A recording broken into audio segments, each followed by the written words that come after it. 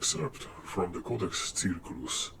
Dear reader, within these pages lies the collected wisdom of our age's most esteemed minds, drawn from years of careful observation and sacred study. It is our hope that by the end of this volume, you will grasp the truth long known by the faithful, that this world, this perfect ring, was no accident of nature, but a gift brought by none other than the builder himself.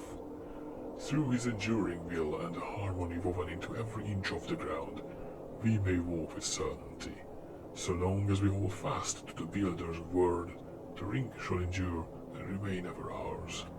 The ring is the soil we walk and the sky we see, an endless curve of land that rises into the heavens, its far side visible on clear days like a dim visage. Night comes when its opposite side moves between us and the sun, casting long shadows across the land. The air grows thinner and colder as one further travels towards the outer edges where few dare settle. Scholars chart its turning, mages speak of its purpose, but none yet agree on how the builder willed our world to be. It pains me to even write about this, but it must be stated, dear reader. Even today, there are heretics like necromancers and lunatics in their so-called Neo-Westlandia, which believe the deep to be anything other than a collection of ordinary caves in which our ancestors found refuge by the guidance of his sword. It is of utmost importance to teach our offspring the correct ways, for if we stray too far from the past will reveal its awful face. Our world was rarely a safe place to live in. There are legends and even tangible recordings, thousands of years old, that speak about the era of dragons, how humans earned their place, and the numerous other monstrosities we've shared our home with over the thousands of years. They all get dwarfed by what came about 2 centuries ago, when for the first and last time in our history, prayers to the gods were seemingly answered. Over the course of several weeks, new stars have appeared where there was void before, and these stars kept growing until they had manifested as immense structures descending from the sky. Magnificent, incomprehensible beings disembarked from them, and almost immediately began to dig, using strange contraptions, apparently in search of something. Initially venerated as if they were the gods themselves, we began calling them divines, even though our pleas went unheard, for humans were ants in their eyes, safe to ignore. One fateful day, however, a divine search group marched through a major human kingdom, and the local army, in their folly, decided to deal a preemptive strike. This led to the complete eradication of that city and most of the countryside. The allies of said kingdom joined the fray, and before long, this campaign turned into a ring-wide war against the divines, a war that would lead to a near extinction of human life on the Ringworld. And so what was first thought to be a most holy visit by the gods themselves became the darkest day of humankind, referred to as the invasion. The remains of humanity fled underground to hide like rats. After gruesome months spent in the damp tunnels, the continued prayers to the actual gods were answered. Another flying contraption arrived and landed near one of the biggest cells of the human survivors, albeit this one was different, for it was in the shape of a colossal sword, and out came a single radiant creature. It appeared similar to the divines, but somehow felt pure.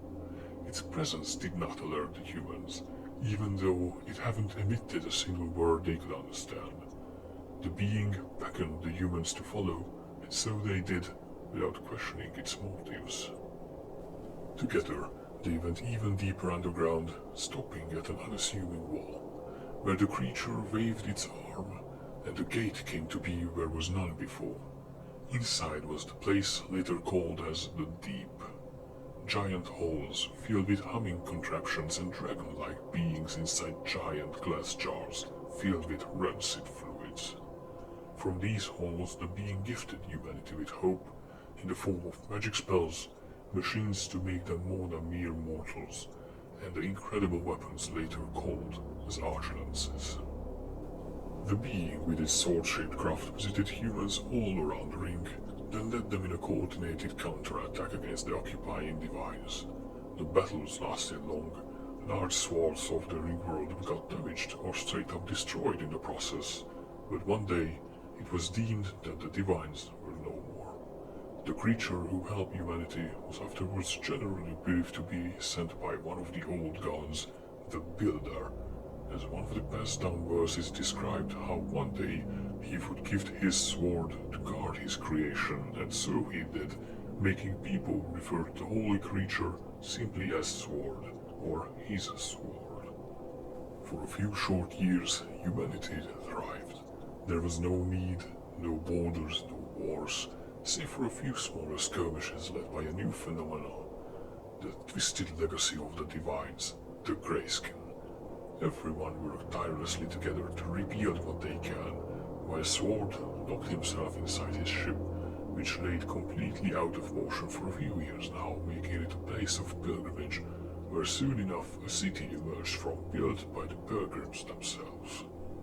However, from this era not a lot of records have made it, due to what shortly ensued. One night, Sword's ship sprung to life, a great light emanating from it, making it lift from the ground with giant creaks and fly towards the sky. This was not unseen before. He must have had something to attend to in another part of the ring, or so had people thought. They gathered, looking in awe, celebrating the streak of light produced in the sky. Then they witnessed the light slowly turn, miss the ring, and go past, and further, even further. Then it was barely bigger than a star. For long, painful minutes, there was complete silence. Most likely every soul who had line of sight was glaring at that little dot, uninterrupted, and finally it was no longer visible to the naked eye. Almost instantly, mass hysteria broke out. Accusations began, pointing fingers as to who could have been the cause for his sword to leave them behind. Lords of neighboring city-states cursing at each other, one word leading to another, words leading to wars yet again. These wars, however, were unlike those fought before the invasion. Arch-lance shots tearing through castle walls, mages burning down forests, invincible knights, more metal than flesh, withstanding hundreds of arrows. It was a massacre all around the world. It may have been the bleakest of ages yet, bleaker than the invasion itself, for now the enemy was bearing your face. Humanity almost finished what the divines have started. It was in about 50 years in this dark age, the age of chaos, when the weaponry from the deep began to wear out and get used up, with some rare exceptions. But the greater cause was that there simply weren't anything left anymore to fight wars for, including manpower to fight said wars. The landscapes were dead, the cities lied in ruins, and the remaining tribes and stragglers turned to prayer yet again, but this time it wasn't answered. It took decades until humanity clawed its way back to a decorum of civilization. Towns were scarce, and there would only be a single new religion all around the world, spread by the missionaries who set out from the largely untouched island of Ves to unite the ring once again under their banner, the Word, promising a way to win back the favor of the Builder and his sword.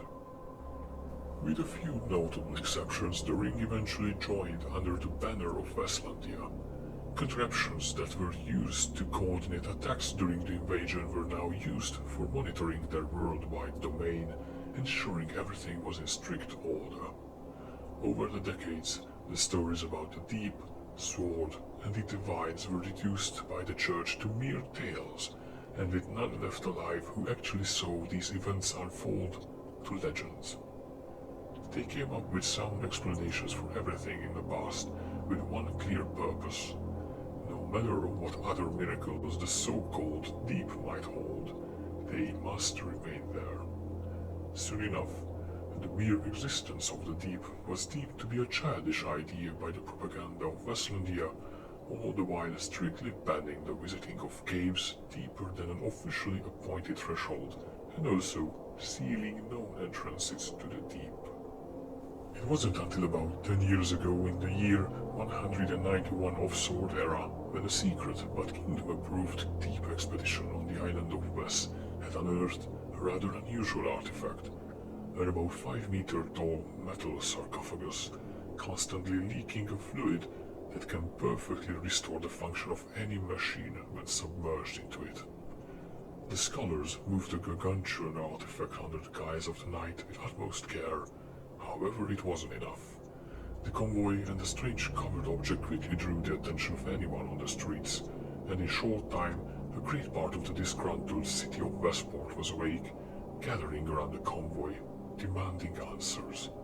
Their demands were met by force, for which they too had answered with force. The masses quickly overpowered a handful of dragon paladins guarding the convoy, and Thraxion, the city's guardian dragon, was ordered to not attack the group, for accidentally damaging the sarcophagus could have dire consequences.